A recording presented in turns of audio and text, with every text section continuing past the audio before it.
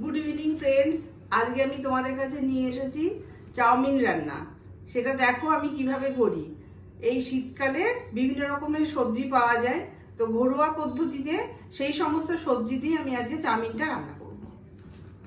এই চাউমিনটা ভিজানো আছে, এবার এটাকে আমি ছেঁকে নেব। এই যে এবার ছেঁকে নিলাম।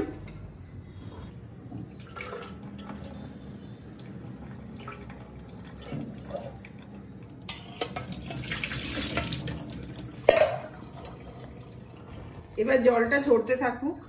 আর আমি কি কি সবজি নিয়েছি চলো তোমাদের দেখো। এখানে নিয়েছি সিদ্ধ মানে একটু বয়েল করে নিয়েছি ফুলকপি, বাদাম, কাঁচা লঙ্কা কুচি, ধনেপাতা কুচি, মটরশুঁটি, এখানে নিয়েছি পেঁয়াজ কলি, এখানে নিয়েছি তোমার গাজর কোচানো, আলু কুচিয়ে নিয়েছি, আর এখানে ক্যাবেজ কোচানো রয়েছে, আর এখানে রয়েছে অনিয়ন কুচি।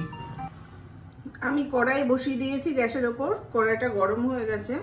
এবার আমি তেল দিলাম। তারপরে আমি সমস্ত সবজিগুলো এবং বাদাম সব একে একে ভেজে তুলে নেব। প্রথমে আমি বাদামটা দিয়েই শুরু করছি। বাদামটা ভেজে নিই। এবার বাদামটা আমি তুলে নিচ্ছি, ভাজা হয়ে গেছে। এবার আমি আলুটা দিয়ে দিলাম।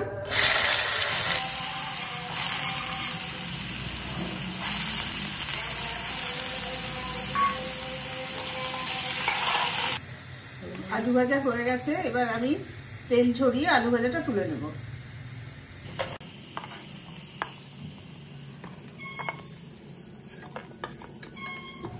এবার আমি দিয়ে দিলাম গাজর।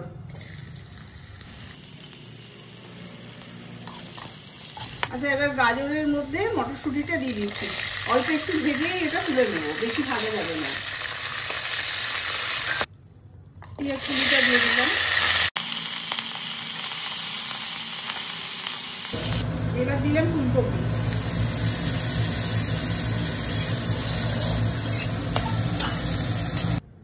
বাঁধাকপিটা দিয়ে দিলাম।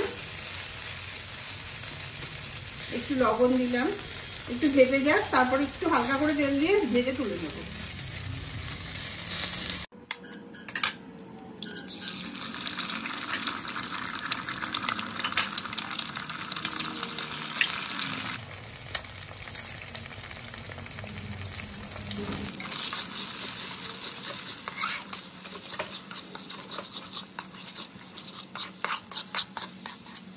আমার সমস্ত সবজি এবং ডিম ভাজা হয়ে গেছে। লাস্ট এবার আমি কড়াইয়ের মধ্যে চাউমিনটা দিয়ে নাড়াচাড়া করে তারপরে সবজিগুলো দিয়ে চাউমিনটা রেডি করব।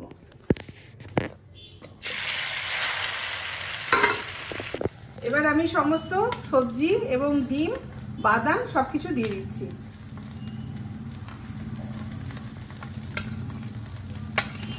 একটু সয়া সস দিয়ে দিচ্ছি। এবার দিলাম লঙ্কা কুচি,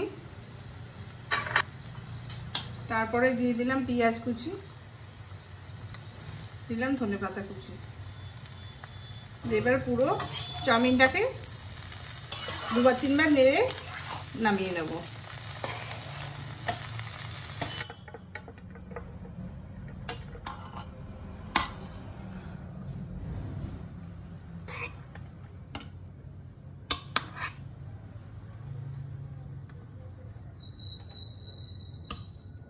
চাউমিন রেডি হয়ে গেছে।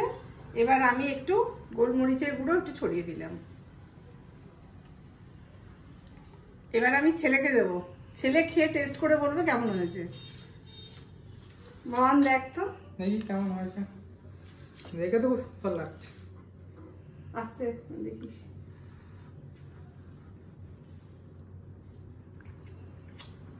কেমন হয়েছে। খুব ভালো আছে মা। ঠিক আছে, থ্যাংক ইউ।